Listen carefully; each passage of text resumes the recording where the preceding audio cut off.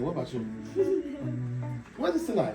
Family Science Night. That's right. That reminds me. Good people, it's your boy Brandon, the business scientist, and I'm in West Memphis, Arkansas, at Bragg Elementary. And tonight, what is it again? Family Science Night. And we having a family science night at Bragg Elementary from 5 to 7 p.m. again in West Memphis, Arkansas. So community, come out. Come and share the power of STEM education with us because we're trying to do crazy things. We're dissecting cats, sheep brains, sheep hearts. We got pigs. We're making soap, lotion, lip balm. We're making personal gardens. We're doing things that we've never done in a family science. It's family science night, right? Yes. Okay, family science night before. So from 5 to 7 p.m. here at Bragg Elementary, come and share the power of STEM education with us. Because who loves science? See you tonight.